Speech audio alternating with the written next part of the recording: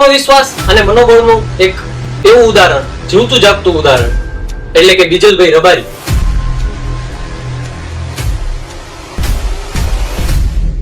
ગાયોને તગડવા માટે યુઝ કરવો હતો, પણ એમાં હું ગાયને મારવા ગયો, એમાં ઉપર અડી અને પછી બીજો હાથ બાળ બુદ્ધિમાં એને બચાવવા ગયો કે આ મારો હાથ ક્યાં પકડાય, પછી બીજો હાથ છોડાવા ગયો એટલે બંને હાથ ત્યાં પકડાણા.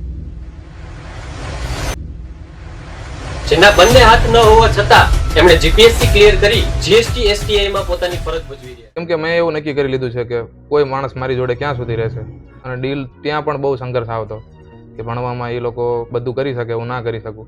નાઇટમાં ઝેરોક્સની દુકાનમાં 7,000 રૂપિયામાં નોકરી કરતો હતો. એમને બધા એવા કામ સિલેક્ટ કર્યા છે જેમાં હાથનો ઉપયોગ થતો હોય.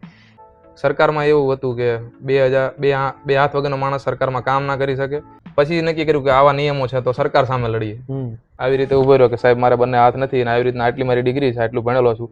એ લોકોના 2 બાઉન્સર આવ્યા અને મને બધી વધારે પડતું બોલો એટલે બહાર લઈ ગયા. તો સહદેવ કાકા, એમના માટે તો આપણી પાસે કોઈ શબ્દ નથી કે એમને મને શું સપોર્ટ નથી કર્યો. અને એક મિત્ર છે ગામમાં, નું નામ છે બરોલિયા બજરંગ. 8 ધોરણમાં કરંટ લાગ્યો ને ત્યારે એ માણસ મારા જેવડો જ હતો. એને 6 દિવસ તો ખાલી ખાધું નહોતું. પેલા મને બધા બીજલો કહેતા, ક્લાર્ક બન્યો તો બીજલભાઈ કહે છે, એસટીઆઈ બન્યો તો અમે બધા બીજલ સાહેબ કહે છે કે અમારે જીપીએસસી ની તૈયારી કરવી. એના 25 લાખ રૂપિયા સહદેવ કાકાએ. અરે મારે પોતાને ભણવા માટે પૈસા ફેમિલી આપવા જોઈએ, એની જગ્યાએ મારા ભાઈને ભણવા માટે હું ફી આપતો હતો. આજે ખરેખર હાલ વિવેકાનંદ જેવા યુવાની જ જરૂર છે કે જિંદગી खुद के हौसलों पे जी जाती है, औरों के कंधे पे तो जहाज़ें निकलते हैं. દ્વારકાધીશ, હું રાજેશ કળોત્રા અને સ્વાગત કરું છું તમારું મારી આ યુટ્યુબ ચેનલમાં. આજે આપણી સાથે એક એવા વ્યક્તિ હાજર થયા છે જેના બંને હાથ ન હોવા છતાં એમણે સચિવાલયમાં ક્લાર્કની 3 વર્ષ નોકરી કરી છે, અને એ નોકરી કરતાની સાથે એમણે જીપીએસસી ક્લિયર કરી હાલ જીએસટી એસટીઆઈ માં પોતાની ફરજ ભજવી રહ્યા છે. આત્મવિશ્વાસ અને મનોબળનું એક એવું ઉદાહરણ, જીવતું જાગતું ઉદાહરણ એટલે કે બીજલભાઈ રબારી જે મારી સાથે હાજર થયા છે. તો બીજલભાઈ, આમ તો ઘણા બધા વ્યક્તિઓ તમને ઓળખતા જ હશે, પણ તમારો નાનકડો કોઈ પરિચય આપવો હોય મારા વ્યુઅર્સને તો કઈ રીતે આપશો? મારું નામ રબારી બીજલ ગોકળભાઈ, ગામ નોલી. મારું બાળપણ 6 મહિનાનો હતો ત્યારથી મોસાળમાં વીતેલું, અને જ્યારે મારી ઉંમર 10 વર્ષની થઈ ત્યાં સુધી મોસાળમાં રહેલો. અને નોલીમાં મારા ઘરની વાત કરું તો મારા ઘરમાં અમે હાલ 6 સભ્યો રહીએ છીએ, જેમાં મારા માતા પિતા, એમાં સૌથી મોટો દીકરો હું છું, અને મારાથી નાની મારી બેન, એનાથી નાનો એક મારા ભાઈ છે, અને તેના ઘરના, એટલે ટોટલ અમે હાલ મારા કુટુંબમાં 6 લોકો રહીએ. મારા પરિવારની વાત કરું પરિસ્થિતિની, તો અતિ ગરીબ પરિસ્થિતિમાંથી આવીએ છીએ. પપ્પા પશુપાલનનો, બકરાઓ અને ગાયોનો અને ગાડનો ધંધો કરે. ખૂબ ખરાબ પરિસ્થિતિમાંથી આવું. તો આ બનાવ તમારી સાથે બન્યો, એ કેવા સમયે બન્યો અને કઈ સાલમાં બન્યો, અને કેવડી તમારી એ વખતે ઉંમર હતી? આ બનાવ 2008માં ઇલેક્ટ્રિક શોર્ટ લાગવાથી બન્યો, અને એ વખતે મારી ઉંમર 11 વર્ષની હતી. 5મા ધોરણમાં ભણતો હતો. બનાવ મારા ઘરની પાછળ તળાવ હતું, અને આપણે રબારી એટલે મારા ઘરે ગાયો હતી. ગાયો પાવા માટે તળાવમાં જતો હતો.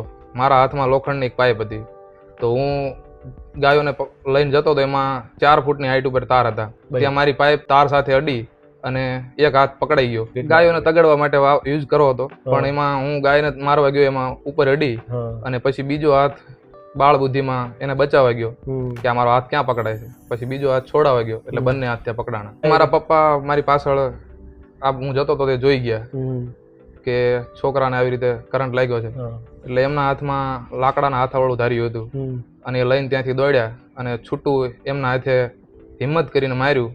તો મારી પાઇપ આગળ પડી, હું પાછળ પડ્યો, અને એના લીધે આ માથામાં શરીરે બધે ઈજાઓ પહોંચી, અને પછી ત્યાંથી હોસ્પિટલ શિફ્ટ કર્યો. અને પછી તો ઓબ્વિયસ છે કે બેહોશ થઈ ગયા છે. પછી તો 7 દિવસ કોમા માર્યો. ઓકે, તો તમે જ્યારે હોસ્પિટલાઇઝ થયા, જ્યારે તમારી આંખો ખુલી ગઈ છે, ત્યારે ખબર પડી છે કે મારા હાથ તો નથી, તો એ સમયે કેવું તમારા મનમાં વિચારો આવતા, અથવા તો તમારા પરિવારને કેવા વિચારો આવતા કે તમારો પરિવાર એને કેવી રીતના એડોપ્ટ કર્યો? કેમ કે ઘણા લોકો છે કે મેન જીવન જરૂરિયાતની વસ્તુ તમારા નથી, અને અચાનક જ તમને ખબર પડે કે મારો હાથ નથી, તો ઘણા હારી જતા હોય છે. ઘણા તો અહીંયા સુધી વિચારતા હોય કે હું મારા જીવન જ નહીં જીવાય, હું શું કરીશ, લાઈફમાં શું કરીશ, આગળ શું કરીશ. અથવા તો મા બાપ એવું વિચારતા હોય છે કે મારા દીકરાનું પૂરું થઈ ગયું, હવે શું થશે લાઈફમાં. તો મેં મારી જાતે તો એને એડોપ્ટ કરવા માટે સૌથી મોટી વસ્તુ તો જ્યારે ખબર પડી કે જ્યારે કન્ડિશનમાંથી બહાર આવ્યો કે મારા હાથ નથી, ઘરની ગરીબાઈ, બીજું મા બાપનો પ્રેમ, અને ત્રીજું આ બધી પરિસ્થિતિમાં મજબૂરી કે આ બધામાં આવી રીતે રહેવાથી મારે કંઈક જીવનમાં કરવું પડશે એટલી ખાલી ખબર પડતી હતી. એ વખતે એવી હિંમત ખરી કે ભલે હાથ કપાઈ ગયા પણ હું કંઈક કરી શકું. જે તે વખતે તમે હોસ્પિટલાઇઝ થયા છો તો એ વખતે હોસ્પિટલમાં ફેસિલિટીમાં કોઈ એવી સુવિધા ખરી કે કદાચ તમારે હાથ ન કાપવા પડત અને સાજા થઈ જાત? આ ઘટના એવી છે કે ઇલેક્ટ્રિક શોર્ટ લાગે ને તો 100% હાથ અથવા પગે લાગે તો પગ કાપવા જ પડે ફરજિયાત. એટલે એને બચાવવાનો કોઈ ચાન્સ હતા નહીં, કાપવા જ પડે, કમ્પલસરી હતું. ઓકે, તો જે વખતે આપણે આ વસ્તુ આ બનાવ બન્યો અને તમે હોસ્પિટલાઇઝ થયા તો એ વખતે ખર્ચો પણ એવો આવ્યો હોય છે? હા, ત્યારે એ જમાનામાં ખર્ચો 10 લાખ રૂપિયા થયેલો. 2008માં કરંટ લાગ્યો, જે દેવું રિકવર કરતા કરતા 2021માં બહાર નીકળ્યા. જેના ઉપર વીતી હોય એને જ ખબર હોય છે કે એને કઈ કઈ પરિસ્થિતિમાંથી વ્યક્તિ બહાર આવ્યો છે.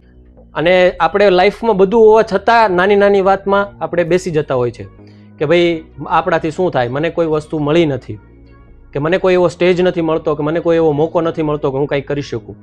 કે તમારી પરિસ્થિતિ કેવી છે એ માયને નથી રાખતું, પણ તમારી હિંમત હોવી જોઈએ, આત્મવિશ્વાસ હોવો જોઈએ કે લાઈફમાં શું કરવું છે શું નહીં. શિક્ષિત નહીં હોય એને નહીં ખબર હોય, પણ શિક્ષિત છે એને તો આ કેવડી મોટી સફળતા મળી છે. બધાએ જે લોકો મારાથી પરિચિત છે એને ખબર છે. હવે બીજલભાઈ, હું એટલું કહીશ કે જ્યારે આ બધો બનાવ બની ગયા, તમે હોસ્પિટલમાંથી પાછા રિટર્ન આવી ગયા, બધી સર્જરી વગેરે થઈ ગઈ, પછી ક્યારે એવું થયું કે હવે મારે સ્ટડીમાં ધ્યાન દેવું છે કે કંઈક ભણવું છે કે કંઈક કરી બતાવવું છે?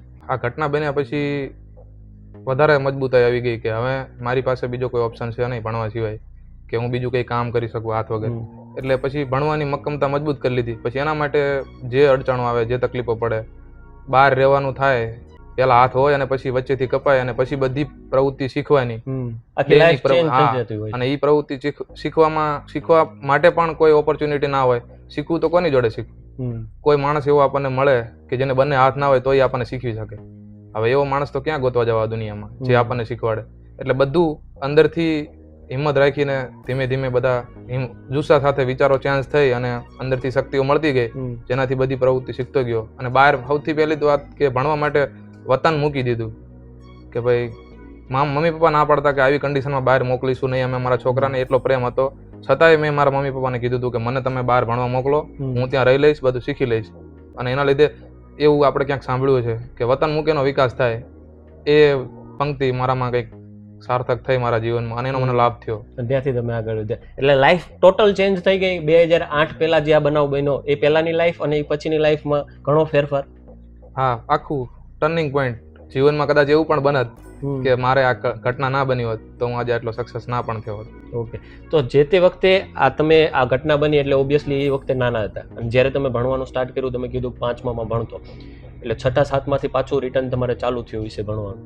તો એ વખતે તમે જ્યારે સ્કૂલે જતા હોય તો તમારી ઉંમરના વ્યક્તિ હોય એ ચીડવતા હોય, ઘણા એવા શબ્દો બોલતા હોય, તો તમે એને કેવી રીતના હેન્ડલ કર્યું? એ થતું હતું મારી જોડે સ્કૂલમાં પણ. આ બન્યું પછી જ્યારે ફર્સ્ટ ટાઈમ રિકવર થઈને સ્કૂલમાં ગયો ને તો વિદ્યાર્થીઓ બધા ખીજવ્યા હતા. પછી સ્કૂલ જવાનું ઓછું કરી નાખ્યું. પછી મારા ટીચર ત્યાં હતા સ્કૂલમાં, જેમનું અત્યારે હું નામ નથી લેવા માંગતો, એ લોકોએ એમને મને આખો હેન્ડલ કર્યો અને ઘરે મમ્મી પપ્પાને સમજાયા કે તમારો છોકરો ભણવામાં પહેલાંય હોશિયાર હતો અને આજે હોશિયાર છે, તો તમે એને ભણવા માટે બહાર મોકલો. એની કંઈ પણ તકલીફ પડશે તો હું એના માટે જે આજ સુધી મારા બેકઅપમાં છે, અત્યારે હાલે ડેલી તમારા સપોર્ટમાં છે, અને એમને મને બહાર મોકલો. એટલે પછી ત્યાં તો દિવ્યાંગની સ્કૂલમાં મને ભણવા મૂક્યો હતો.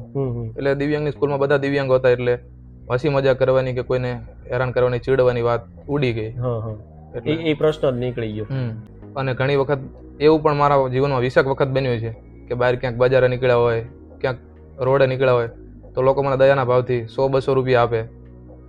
એમના આશીર્વાદથી એમને ભાવ હોય, એવું નહીં કે હાથને લઈને આપણે ભીખ માંગીએ એવું નહીં, પણ એમને એવું કે આ છોકરો ચલો ભણશે, ક્યાંક જીવનમાં વાપરજે, તો હું અત્યારે તમારા 100 રૂપિયા લઈ લઈશ તો મને આવું ટેવ પડી જશે. એના લીધેથી હું જીવનમાં મારે જે લક્ષ્ય સુધી પહોંચવું છે નહીં પહોંચી શકું, અને પછી અહીંયા સુધી સીમિત રહીને મારી જિંદગી અટકી જાય છે. ઓકે, તો આમ ગણો તો અત્યારે તમારા જે જીવનના રોજિંદા કામ છે એ તમે જાતે જ કરો? બધાય સવાર ઉઠથી સાંજ સુધીના. ધારો કે સવારમાં ઉઠીને સૌથી પહેલું બ્રશ, પછી નાહવાનું, જમવાનું, ઓફિસે જવા માટે ગાડી લઈને જવાનું, જાતે ડ્રાઈવ કરવું, પછી ઓફિસે ગયા પછી આખો દિવસ કોમ્પ્યુટર પર વર્ક કરવાનું, ત્યાંથી પાછું સાંજે ઘરે આવીને મારું ભણવાનું હજી ચાલુ છે PhD, તો એના માટે 2 કલાક પાછું કોમ્પ્યુટર પર વર્ક કરવાનું.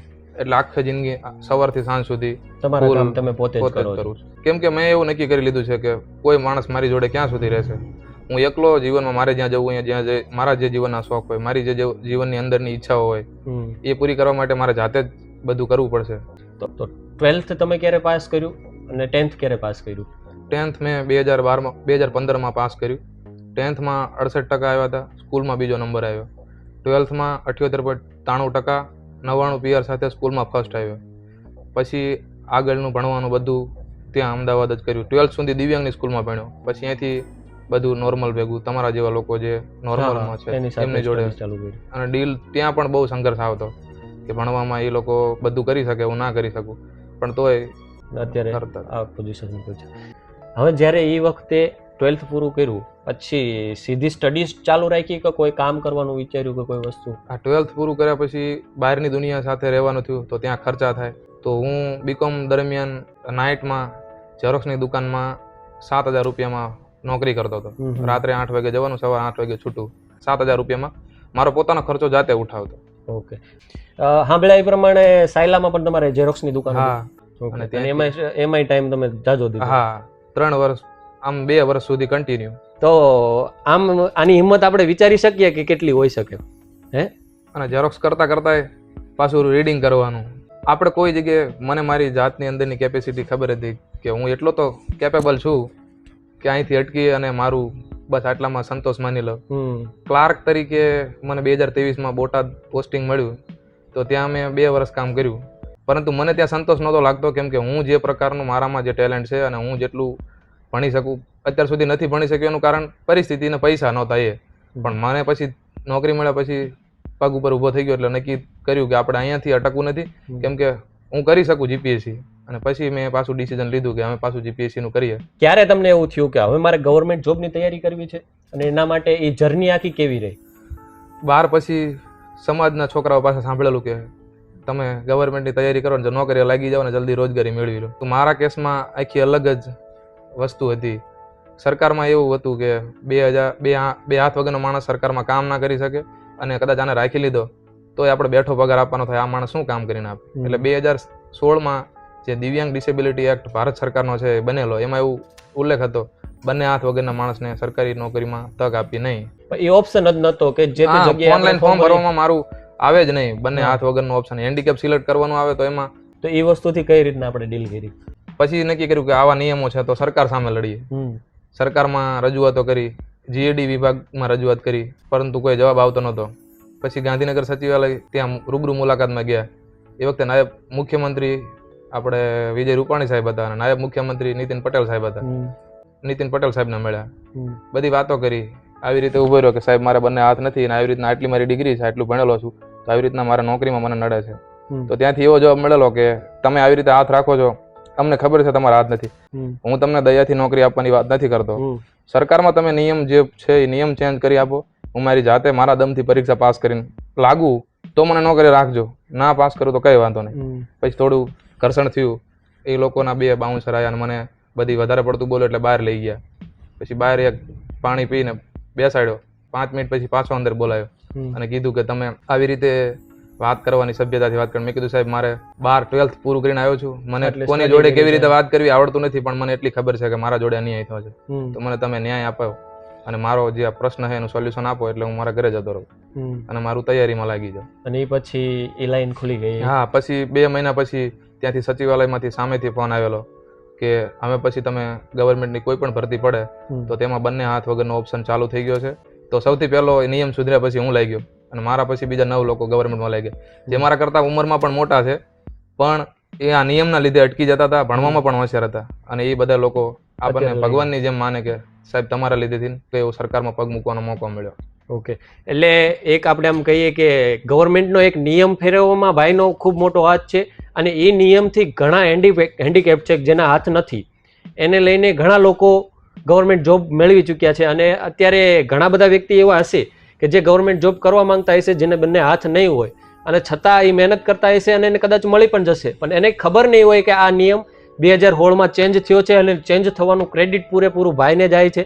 હવે બીજલભાઈ આપણે એ કહો કે તમે જ્યારે સ્ટડી ચાલુ કરી તો હવે આપણા સમાજમાં બે સંસ્થા કામ કરે છે, એક રેક્ટ છે અને એક રાયસણમાં જે સહદેવભાઈની જગ્યા છે. તો તમે કઈ જગ્યાએ તૈયારી કરેલી? મેં 2023માં ત્યાં રાયસણ શરૂઆત કરી. આ નિયમ ચેન્જ થયો પછી હું અને સંસ્થા શરૂઆતમાં જ્યારે ચાલુ થઈ ને ત્યારે ત્યાં 20 વિદ્યાર્થીઓ હતા, એ 20માં હું એક હતો. હવે આ લાઈફ તમને જ્યારે ગવર્મેન્ટ જોબ મળી ગઈ તો એનો એક ક્રેડિટ કોઈ વ્યક્તિને આપવા માંગો ખરો? જેમ કે મા બાપનો સપોર્ટ તો હંમેશા રહેતો જ હોય છે કે મારો દીકરો કંઈક કરવા માંગે છે તો મા બાપ તો હંમેશા સાથે હોય જ છે, પણ કોઈ એવા વ્યક્તિને ક્રેડિટ આપવા થોડો માંગો કે ભાઈ એના થ્રુ હું આજે કદાચ અહીંયા સુધી પહોંચી શક્યો છું? એક તો ધરમસિંહભાઈ સરતાનભાઈ રબારી જે અમદાવાદમાં રહે છે, બંને પગ કપાઈ ગયેલા છે અને રબારી છે. 2008માં ઇલેક્ટ્રિક શોર્ટ લાગ્યો ત્યારથી આજ સુધી મારી પાછળ સપોર્ટમાં છે અને હજી આજે સપોર્ટમાં છે. એ મને પોતાના એમના 2 દીકરા છે, એ એવું જ કહે છે કે મારા 3 દીકરા છે, તારા મારા ઘરે રહેવાનું, મારા ઘરે જ તૈયારી કરવાની. બીજું નામ આપું તો સહદેવ કાકા, એમના માટે તો આપણી પાસે કોઈ શબ્દ નથી કે એમને મને શું સપોર્ટ નથી કર્યો. ડેઈલી સર્વિસ ત્યાં ભણતો ત્યારે આવે, દરરોજ મળવાનું, દરરોજ પૂછવાનું કે બીજલ તને કોઈ તકલીફ નથી ને, તને જમવા બરોબર મળે છે ને. એટલી મારી આમ પોતાના દીકરા કરતા વધારે ધ્યાન રાખી અને સપોર્ટ કરેલો. એમના પ્રેમના લીધે જ આમ કહું તો ભણી ગયો. સહદેવભાઈ એમને આજ સુધી મારી જોડે ત્યાં ભણવાનો 1 રૂપિયો પણ ફી નથી લીધી. અને જેમ આપણે બેક કેમેરા વાત થઈ કે એક તમે મને મુંબઈ વાળી વાત કરી, આપણા ઓડિયન્સને કેવી હોય તો હું હવે આપણે મારા હાથ કપાઈ ગયા ને એનો હજી ટેકનોલોજીની અત્યારે યુગ છે તો એમાં એવી સુવિધા છે કે બંને હાથ બીજા માણસના મને ડોનેટ કરે તો લાગી જાય અને નોર્મલ પર્સન બની શકું. તો એમાં મુંબઈ ગયો તો મુંબઈમાં 2 દિવસ ત્યાં થયા એટલે સહદેવભાઈને હું હોસ્ટેલમાં દેખાણો નહીં એટલે એમને બીજા છોકરાઓને પૂછ્યું કે બીજલ ક્યાં ગયો? તો બીજા છોકરાઓએ કીધું કાકા એ તો મુંબઈ ગયો. તો પછી કાકાએ ડાયરેક્ટ મને ફોન કર્યો કે તું મુંબઈ શું લેવા ગયો? એમ થયું હોય કે આ છોકરું ક્યાં આવી ગયો? મેં કીધું કાકા અમે 2 જણા છીએ અને કોઈ ચિંતા નથી, અમે તપાસ કરવા આવ્યા છીએ કે બંને હાથ ની આવી વાતો સાંભળી છે તો રિયાલિટી ગ્રાઉન્ડ બેઝ ઉપર ચેક કરી આવી કે ખરેખર શું હકીકત છે. તો કાકા કે એના માટે ખર્ચો ડાયરેક્ટ કે ખર્ચો કેટલો થાય? મેં કીધું અહીંયા વાત થઈ મુજબ 40 લાખ આસપાસ કહે છે. તો કે તું ત્યાં રોકાઈ જજે અને હું ત્યાં તારી જોડે આવી જઈશ અને મહિનો તારી જોડે રોકાઈશ અને પૈસા બધા હું આપી દઈશ. તું પૈસાના લીધેથી પાછો ના આવી જતો. જો આ વસ્તુ થતી હોય હા તો આપણે કરવી છે. હા બરોબર. અને એક મિત્ર છે ગામમાં, નું નામ છે બરોલિયા બજરંગ, જે મારો ડાબો હાથ કહેવાય, નાનપણથી હાલે છે. અમે જ્યારે મને 6ઠા ધોરણમાં કરંટ લાગ્યો ને ત્યારે એ માણસ મારા જેવડો જ હતો, એને 6 દિવસ તો ખાલી ખાધું નહોતું કે મારા ભાઈબંધને હાથ કપાઈ ગયા. અને આજે મારા હારે છે. મારું વ્યક્તિત્વ પહેલા મને બધા બીજલો કહેતા, ક્લાર્ક બન્યો તો બીજલભાઈ કહે છે, STI બન્યો તો અમે બધા બીજલ સાહેબ કહે છે. તો એ રીતની વાત કરીએ કે જે તે વખતે જે સમયે તમારા મા બાપને પણ તમે મને બેક કેમેરા વાત કરી એ પ્રમાણે કે કંઈ માન નહોતું મળતું. ઓબ્વિયસ વાત છે કે જેની પાસે પૈસા છે, જેની પાસે કઈ હોદ્દો છે, એનું જ આજ આ દુનિયામાં માન છે, એનું જ આજ નામ છે. તો એ પ્રમાણે વાત કરીએ કે બીજલભાઈ તમારા પાસે આ હોદ્દા પછીની લાઈફ કેવી અને હોદ્દા પહેલાની લાઈફ કેવી? મારા આજે મારા મા બાપને મારો સૌથી મોટો ફાયદો છે અને આપણું સપનું હતું મા બાપ માટે કંઈક કરવાનું, એ મને સાર્થક થયું કે હું જીવન અત્યારે એનો ફાયદો મને લાઈવ દેખાય છે. ગામમાં મારા મમ્મી પપ્પાને પહેલા કોઈ બોલાવતું નહોતું, એની જગ્યાએ અત્યારે મારા પપ્પા 5-25 લોકો બેઠા હોય તો અહીંયા વચ્ચે વાત કરે તો 15-20 મિનિટ સુધી કંઈ પણ બોલે તો એ સાંભળે. મને એનો આનંદ છે. હવે આમાં આ વસ્તુમાં જે સહદેવભાઈની વાત થઈ તો પહેલાં તો હું ઓડિયન્સને એ વસ્તુ કહેવા માંગીશ કે સહદેવભાઈ દેસાઈ કરીને એક વ્યક્તિ છે જે અમદાવાદમાં પોતાની એક સંસ્થા ચલાવે છે, જેમાં ગુજરાતનો કોઈ પણ વિદ્યાર્થી એક નજીવી ફીમાં ત્યાં ગવર્મેન્ટ જોબની તૈયારી કરી શકે છે. પ્લસ કોઈ પણ ગવર્મેન્ટની જોબની તૈયારી કરવા માંગતા હોય, ક્લાસ 1, 2, 3 એ બધીની તૈયારી ત્યાં કરાવવામાં આવે છે. કોઈ પણ વિદ્યાર્થીને કરવું હોય તો ત્યાં અમદાવાદની મુલાકાત લઈ શકે. અને હજી એક સંસ્થા આપણી બીજી અમદાવાદમાં પણ છે, રેક્ટ કરીને. ઓકે. જ્યાં STIમાં હું લાગ્યો અહીંયા મેન્સની તૈયારી ત્યાં રેક્ટ સંસ્થામાં રહીને કરેલી. મારા સમાજનો કોઈ પણ વ્યક્તિ આ વિદ્યાર્થીમાં તૈયારી કરીને કંઈક બનવા માંગતો હોય, કંઈક આગળ લાઈફમાં કરવા માંગતો હોય, એના માટે અમદાવાદમાં એક સંસ્થા છે રેક્ટ, રાયકા એજ્યુકેશન ટ્રસ્ટ, જેમાં રબારી સમાજનો મોટો ભાગ પૈસો ભેગો કરીને એ સંસ્થા ઊભી કરવામાં આવી છે. એમ 2 સિટીમાં મોટા ભાગે આ રેક્ટ કરીને સંસ્થા કામ કરે છે, એક રાજકોટમાં છે અને એક અમદાવાદમાં છે. પણ અમદાવાદ ઓલ માટે છે. હા, ઓલ ગુજરાતના રબારી સમાજ માટે. હા. નાની વાત એવી છે સહદેવભાઈની કે અત્યારે 2000 રૂપિયા લાગે લોકોને ફી કેમ લે છે? આટલા મોટા વ્યક્તિ છે અને આવડી મોટી સંસ્થા કામ કરવા માટે તો 2000 રૂપિયા લેવા પાછળનો ઉદ્દેશ એટલો જ છે કે કોઈ વિદ્યાર્થી સક્સેસ થયા પછી ક્યારેય એને એવું ના થાય મનમાં કે હું મારું મફત ભણ્યો છું, ખાલી ટોકન ફી તરીકે લે છે. બાકી ગાંધીનગર જેવા સિટીમાં 2000 રૂપિયામાં કશું ના થાય. ઓકે, તો આમ ગણો તો એક આપણે વિડીયોના માધ્યમથી સહદેવભાઈને તમે કઈ કહેવા માંગતા હોય, થેન્ક યુ, આભાર કે કોઈ પણ વસ્તુ તો કરી? કાકા માટે એનો કઈ કાંઈ છે જ કહેવાનો નહીં મારી શબ્દ જ પાસે. નથી. અને દિલના સંબંધો છે, એવું નહીં કે એટલા મોટા માણસ છે તો આપણને આવા અત્યારે હાલો સફળ થાય એટલે હવે રાખે એવું નહીં. જયારે નતા તો હોય એટલા લાગણીથી અને એવું નથી કે તમારી સાથે જ તે અહીંયા કોઈ પણ સ્ટુડન્ટ ભણતો હોય એની સાથે વ્યવહાર સારો. એકદમ પ્રેમથી. હવે આ વસ્તુથી એટલે સમાજનો સપોર્ટ કેવો? સમાજે કઈ વસ્તુ જોઈતી હોય તો આપીએ છીએ. બાકી મારે ભણવા માટે ક્લાસીસના તૈયારી માટે ફી જોઈતી હોય તો કોઈ વ્યક્તિગત રીતે ડાયરેક્ટ મને પૈસા આજ સુધી કોઈ આપ્યા નથી. કોઈએ કદાચ 1000 રૂપિયા ભેગા કરીને આપ્યા હોત ને બધા ભેગા થઈને, એ વખતે જે તે વખતે હોસ્પિટલાઇઝ થયા ત્યારે કોઈએ કાંઈ હેલ્પ નથી કરી. એક મામા હતા, મારા મામા છે માલસુરભાઈ કરીને, એ એકલા માણસે 2 વર્ષ સુધી હોસ્પિટલ રહ્યા. અમારી જમીન વેચવા કાઢી હતી, પણ મારા મામાએ ના પાડી કે તમે હું પૈસાનું સેટિંગ કરી આપીશ. લાઈફમાં બધું મળી ગયું. અરે મારે પોતાને ભણવા માટે પૈસા ફેમિલી આપવા જોઈએ, એની જગ્યાએ મારા ભાઈને ભણવા માટે હું ફી આપતો હતો. 11-12 માં એ જયારે ભણતો હતો, હું પોતે સરકારી સ્કૂલમાં ભણ્યો, એને મેં પ્રાઇવેટ સ્કૂલમાં ભણાવ્યો 11-12. મારા મમ્મી પપ્પાને ખબર નથી કે એની ફી કઈ રીતે ક્યાંથી આવી છે એમ. અને એનું એક જ રીઝન હતું કે જો મારો ભાઈ નહીં ભણે ને તો મને સમજી નહીં શકે. એટલે આમ ગણો તો કે એક મોટો દીકરો તરીકે જે ફરજ આવતી બધી તમે ભજવી છે ખરી? આપણાથી જેટલું થાય એટલું એઝ સુન એઝ પોસિબલ બધો ટ્રાય કરેલો. હા, બરોબર. અને હવે લાઈફ વેલ સેટ છે. હા, ઓકે. તો જે આપણે ગવર્મેન્ટ જોબ જીપીએસસી ક્લિયર કરવી એક અઘરી વાત છે. પહેલા તમને એક હિન્ટ આપું કે જીપીએસસી બહુ મોટી વાત છે, અને બંને હાથ નથી અને જીપીએસસી ક્લિયર કરવી એ એનાથી પણ મોટી વાત છે એમ. અને એમાં પણ જસ્ટ લેવા માટે નહીં, ખાલી જાણ ખાતર કહું કે મારો ગુજરાતમાં 2nd રેન્ક આવ્યો હતો. હા, મારી કેટેગરીમાં મારો 2nd રેન્ક આવ્યો. વાળી વાત છે. ભાઈને હેન્ડીકેપ ના હોત કદાચ તો પણ મારા તમારી જેમ નોર્મલ પર્સન તૈયારી કરે એના કરતા મારા વધારે માર્ક્સ. કોઈ માણસને ભણવું હોય ને તો આપણા પાસે એટલી ભગવાને કુદરતે બક્ષિસ આપી છે, પણ ભણવાની વાત કરીએ તો એ લોકો પછી બીજા દિવસે મળવાનું જ બંધ કરી દે. હા, એવું થતું હોય કે ભાઈ બધાને ભણવું ન ગમતું હોય. આમ ગણો તો બીજાની તો પછી જ વાત કરીએ. ભાઈને તમે નાનાને ભણાયો છે, રેડી? તો અમારે ભાઈઓમાં ઘણા ઊંચ નીચ રહેતી હોય કે મારે નથી કરવું ને મારા નાના ભાઈને મારે કરાવવું છે, તો હું એને લૂંટાઈને કરાવતો. હા, એને અમુક વસ્તુ ના ગમતી હોય, અમુક ભણવું ના ગમતું હોય, અમુક તૈયારી કરવી પણ આપણે કરાવતા હોય. ઈચ્છા ઘણી વખત ના હોય તો 2 દિવસ થાય એવું, પણ આપણે મોટા ભાઈ તરીકે લેટ ગો કરીને મોટું દરિયા દિલ રાખીને અને એને એક પોઝિશને પહોંચાડવો છે ખરો. હા, આપણે દ્વારકાધીશને માં શેષને હું એવી પ્રાર્થના કરું કે લાઈફમાં તમને જે જોતું હોય એ બધું આપે, અને આ હાથ નથી છતાં તમને જો આ હિંમત આપી હોય તો એનાથી તો બીજું હું કંઈ કહી શકું એમ નથી. પણ ભગવાન તમારે જે લાઈફમાં જોતું હોય એવી મારી આશા, મારી એવી પ્રાર્થના કે દ્વારકાધીશ માસેસ તમને આથી વધારે આપે. બીજલભાઈ, અત્યારે જે આજની યુવા જનરેશન છે એને તમે કંઈ સંદેશ આપવા માંગો કે એના વિશે તમે શું કહેવા માંગો કરો કે આજની જનરેશન કેવી થઈ ગઈ છે અને કેવા યુવાઓની અત્યારે જરૂર છે એમ? આજની જનરેશન હાવ બહાર દેખાય પણ અંદર ખોખલી, કઈ નાની મોટી તકલીફ આવે તો ડિપ્રેશનમાં આવી જાય, કે અવળા પગલા લઈ લે, નિર્ણય લઈ લે. તો તમે મને જો જે જનરેશન છે એ પ્રમાણે આમ જોવા જઈએ તો હવે વિવેકાનંદ જેવા યુવાની જરૂર ખરી. હા, વિવેકાનંદ જેવા યુવાની જરૂર છે પણ આપણને મળે. એટલે એ વિવેકાનંદના લાઈન ઉપરથી આપણે એક વાત કરીએ કે એક સમયે હું મોટિવેશન લાઈનમાં હતો, એક પંક્તિ હતી કે જે હું તમને કહેવા માંગીશ કે આજનો યુવા કેવો થઈ ચૂક્યો છે. તો આજનો યુવા કહેવાય ને બીજલભાઈ કે નિત નવા શોભે છે મિત્ર, જુએ છે ચલચિત્ર, વ્યસનમાં લે છે 120નો માવો અને કરે છે ઋત્વિક રોશન હોવાનો દાવો, પીવે છે બીડી સિગારેટ ને માને છે પોતાને ગ્રેટ, નથી એમાં ગુણ કે નથી વિવેક, તો પછી ક્યાંથી મળશે આ દેશને વિવેકાનંદ? આજે ખરેખર હાલ વિવેકાનંદ જેવા યુવાની જ જરૂર છે, લાઈફમાં કંઈક કરી બતાવવા વાળા યુવાની જરૂર છે. તમારી વાત ઉપરથી મને એક વાત યાદ આવે કે એક પંક્તિ કે જિંદગી ખુદ કે હોંસલો પે જી જાતી હૈ, औरों के कंधे पे तो जहाजे निकलते हैं. અને વિડીયો બનાવીને ધારો કે કોઈ પૈસા કમાવાનું ઇન્ટેન્શન છે નહીં, દરિયા જેવું દિલ રાખીને બધા લોકો કંઈક વાત તમારામાંથી શીખશે કે મારામાંથી પ્રેરણા લેશે તો એનો આનંદ છે. ઓકે, તો હવે આ વિડીયોનો હું અહીંયા અંત લઉં.